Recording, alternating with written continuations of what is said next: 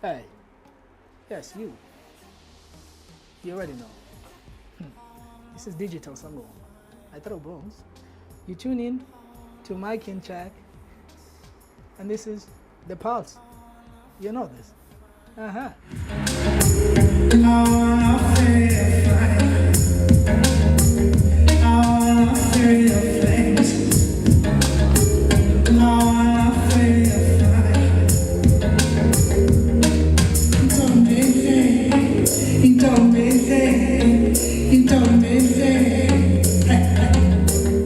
Mike in Check, what's good?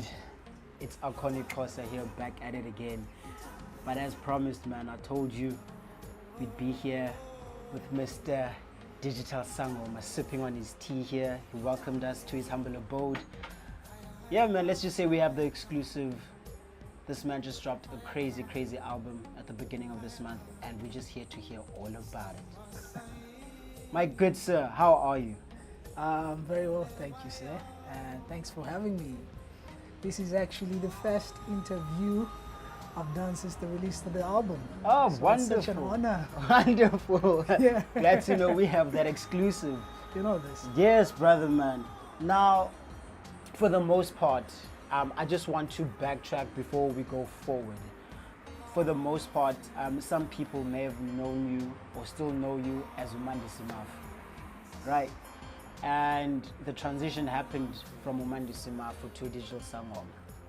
Yes. How did that come about?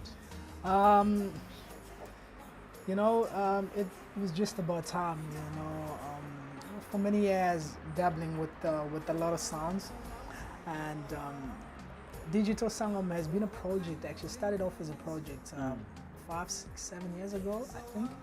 I'm not really sure, but at the time it was something that I wanted to do on the side. But the more I progressed, the more I started producing, the more that I felt like the sound that I was going towards was more inclined to that sort of like character. And obviously, you dabble with a lot of sounds as you grow into music production, and you grow as a producer, as a musician, and a lot of that had happened to me. And last year, I visited home, and after I went home as well, sort of like had to sort of look back and trace it to where it actually started, and how I fell in love with music, and then that then actually came to me. It was like, wow, the influences and in actually the process of making music, I started incorporating all those Kosa elements, the traditional elements, the Sangoma sounds, and when I got booked to perform at Cape Town Electronic Music Festival, and they booked me as Digital Sangoma because they saw a video of Digital Sangoma performing somewhere in town, some of the videos that I used to do back in the day, and they wanted that act, and I was like, oh wow. So, and people are more inclined to this act and more inclined to the sound, and the more I produce, the more music that I do is very much like that. So I saw it as, yeah, it's about time, and that's sort of like came. And it's been a treat for us, eh? And just touching on this year alone, Yeah. released the Village at Heart EP, Yes. been on Espresso, you've been doing rounds on these interviews, getting booked left, right and center, and now you've officially dropped your body of work after so long. It's a debut album. Thank you, first of all. Thank you for dropping it, because I, for one, have been needing music like that. And the one thing I appreciate about the album as well is that it crosses generations, in a sense of I relate with it, Yes. my mother relates with it. Oh wow. You know what I mean? And that's smart. And being multi-talented as well, I mean, composer, producer, singer-songwriter. What made you finally decide that now is the time that I actually release my debut? It felt like the right time. Like I felt like I was there. I got, because I started producing music 10 years ago, and then finally late last year, beginning of this year, I felt like, oh wow, now I found something that's actually me. Because when you produce, you're influenced by so many other factors, sounds, music that you listen to, and then there's so much that is out there, the internet, and then it's very difficult for artists, I find, to actually be who they are, because you love listening to whoever it is that you like as an artist, you know, and you find that there's a lot of those elements into your music, but you can't really, you don't have something that when you play that song, when that song comes out of the speakers, whether it's a radio or car, people have that sort of like, wait, who's that? You know, or when they hear a particular song, they can identify it with you. So I felt like I was at that point where I felt like, yo, I found something that really resonates with me. It wasn't even about, okay, I need to find something that's uniquely mine. It was just about, there's a lot of cars.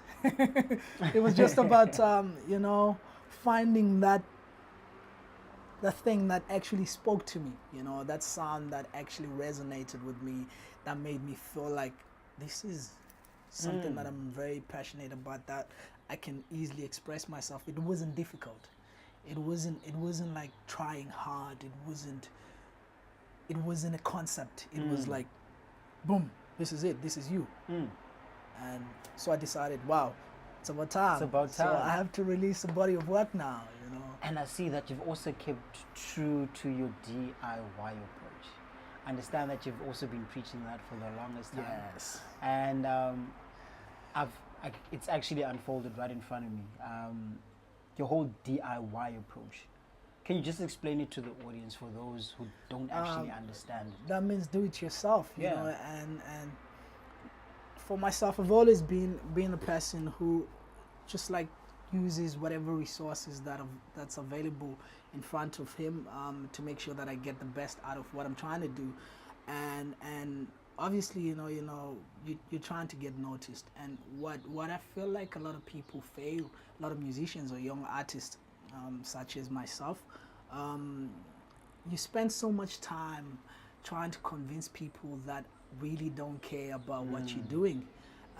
They only care about what you can do for them, meaning that you go and try to approach a record label because the only interest that they have is to actually make money out of you, you know, and so if for instance approaching radio, you know, that's one of the big things as well, you know, people need to change the perception, you know, they need to understand that you need to connect with the people that are actually buying into your product, to your music, and it took me so long to actually get to the point. I'm actually trying, you know, I'm trying by doing, you know. I don't know it all, but I feel like it's much more valuable, and it's better for me, because rather than sitting down and investing so much time and trying to approach people to come and help you approaching record labels, approaching radio, where you could just spend all that energy and time investing in yourself, invest on your craft first. And once you've invested in your craft, then you have to invest on whatever goods or gear that you need to make sure that you can produce whatever that you need to produce. And once you invested on all of that, then obviously you need to understand the business that you're into, because it's not just a passion. It's something that it's a career, you know. So then that means you have to invest in knowing how the business runs.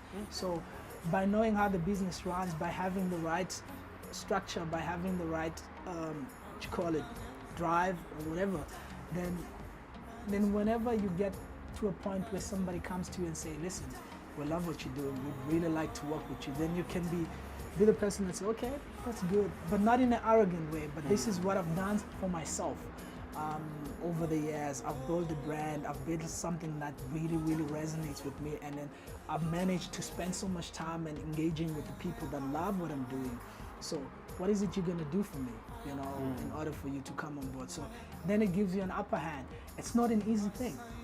It's really, and what I find is that, I don't know if I can say this, like some of the TV competition, music competition, I feel like they do good, but they also do bad for artists, because the thing is, they get somebody that's very talented that can sing, and then once they release an album or one album, then you never hear anything out of that. Had it been that the person invested time to actually learn about the industry, to learn the skills that are necessary without having to rely on all those people, because they're all about making money, because that's what it's a very difficult industry to be in, especially if you're not invested in it, you know. It's something I'm very passionate about. It's very important for people to actually invest in themselves. True. I don't know if I answer your question, if there was any. I don't know if it's clear. It's a mouthful. It's a mouthful, but it's very insightful. And I don't know it all, but this is what I believe, and this is what I believe that everybody should do for themselves, because then that way, when people come on board, they can see that you know what you're talking about. So then that way, when you win a competition, you're prepared for it. So it's not gonna be just one hit wonder. Then after that, you don't know where to go, you don't know who to talk to. It's been happening for decades. You know, you find artists that are really good, they're talented, but one single, and then after that, they don't know where to go, they don't know how to go about it. They're not invest. They can't shoot their videos, they can't do their own music, they don't have a team. So it's very hard. You know. I totally understand. Thank you for that. Oh, you very much. It all goes. Sticking to the music though, Yeah. just give us some insight in the process of actually starting your project and finishing it off. It's also a well-known fact that with most artists, once they start on a project, you find that of some songs, they chop and change songs that didn't make it. Can you take us through the whole process of your whole and are there actually songs that didn't make the album? Oh, there's a lot. There's a lot of songs that didn't make the album. I sort of like you know, half of the songs that are on the album actually were made in the last 2 months, I think. Yes. Some songs that I had been producing for like the past year, 2 years. Yeah. Didn't really quite follow them to go back. You know, to go back to your question. You know, the process, it really varies. It depends on where the inspiration came from. So if I have an idea, if I walk out my house and then like I see something that inspires me and I'm like, oh wow, those tires are blue. I love the blue tires, so I want to write something about that. Then an idea will come, a melody will come, and then once that comes, then the first thing I do, I'm like, yo, let me sit down and just get a chord progression going. But also depends, what do I want to do with the song, you know? Do I want to make people dance with the song? Is it a funny song? Is it a fun song? Is it a serious song? Do I want people to connect with me in the song? Am I trying to say something? Am I trying? So it depends. It depends on what you're trying to do with the song, you know. Because then before you can go and start producing, I feel like when you know exactly what you're trying to portray, what kind of energy you're trying to convey, then everything comes out. So if it's a dance song, if I want a fun song, the first thing I start with is a bass line or drums, because you want to move people. If it's a serious song and I want to say something that's very what do you say this? Meaningful. I don't know these words. I lost them. Anyway, going back to that. So then I'll start with the chord and trying to create the emotion with the chords, and then just sing along and then build the track around the vocals. Okay. So yeah. And any words of advice, for instance, an artist that wants to do it the Digital Sangoma way, like from start to finish? Like the DIY approach. Exactly. I think what's important, you know, you have to understand the industry that you're into, you know, and understand the difficulties and the challenges, and find something that you're really passionate about, because it's not easy. You know, sometimes you get knocked by like the passion, the love that you have for what you do. That's what keeps you going, you know. So sometimes you get rejected by people because they don't believe, they don't see what you see. They don't understand your sound. So, but can you imagine when people don't understand, they don't see, they don't for you, and you don't believe in what you're doing yourself. So the first thing is to believe in what you're doing, and once you believe in what you're doing, invest the necessary steps and try to get something that's uniquely you. You know, and that could be a day, that could be a month.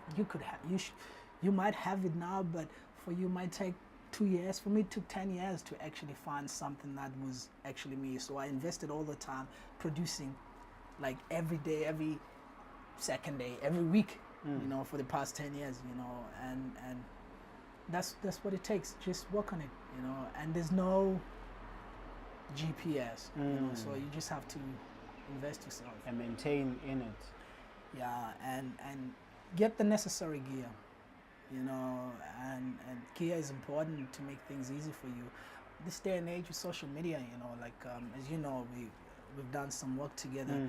You know, it's important that you're equipped, you know, equipped in every possible way, like mentally, gear wise, you know, so then that way you don't have to go and pay 20,000 rands for a music video that you can shoot on your phone, you know, because face it, people don't care about that. And the same people that the brands are looking for are the very same people that we're connected with. So if you could invest all the time and actually try to connect with the people that actually appreciate your work, and be genuine about that, you know, and instead of chasing the radio, chasing the TV, because face it, people spend their time on their phones more than they spend on TV, and things are changing. I mean,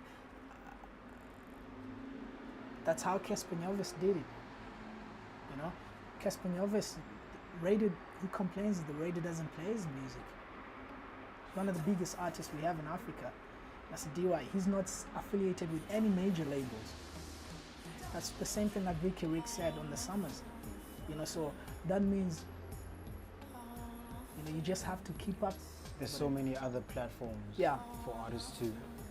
Okay, man, and one last question. Where can people find your music? And for people like my mother, who actually aren't on any internet, and what sort of, where can they get the hard copies? Are there going to be hard copies? At some point there are going to be hard copies, but now we're trying to push the digital platform, because like you said, it's a DIY approach. Like, I'm an independent artist, so that means I don't have any investors to come on board to put money on the project, so I do it all myself. So now, you know, at some point I will obviously release. I don't want to reveal the times, but it's gonna get to a point where I release hard copies. I have few hard copies, but they were for a particular project that I can't talk about right now. So, but something exciting. But there are gonna be hard copies. But for now, you know, just go and stream the music, download it on iTunes, Amazon. And if your mom loves the music, I know you're technological advice than your mother, you can get it on Amazon, you can get it on Google Play, you can get it on Deezer. It doesn't have to be Apple Music, but if your iPhone, you fancy like this guy. Now, jokes aside, because you can get it everywhere pretty much using any device. So yeah, but for hard copies, there are gonna be hard copies, but I can't really say. But next year I'm gonna do a lot of duplications. So. Okay. No, Digital Sangoma, we appreciate your time. Thank you. It was a very insightful interview. Thank you, one that's very needed, and I feel like, for instance, your many talks of the DIY should also now reach like a wider or vast audience. I know that you've been doing talks about it, but thank you for your time. No, thanks, man. I would also like to say thank you to you and your platform for giving me a platform to talk about my music and my work, and I really do appreciate it. It's people like yourself that actually that motivates us, you know, that keeps us on the grid, you know, sort of like push and more, and most of all, I like to thank everybody that has bought the album. You first, because you sent me an SMS. Bought it twice. You bought it twice. You can do that too. Buy it twice. It's that good.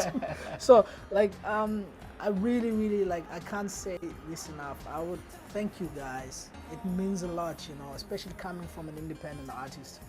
You know, this is like a life to me, and having you guys supporting me, and the love is surreal, you know, on Facebook, Instagram. People are not just tweeting and liking the post, they're actually buying the album and actually sharing the work and the music, and it's very motivating, and I would like to really sincerely say thank you for that, and I do appreciate it.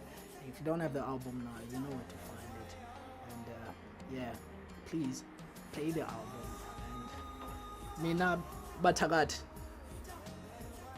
sanosigezela ninga basithakatha susa amagqwirha ngoku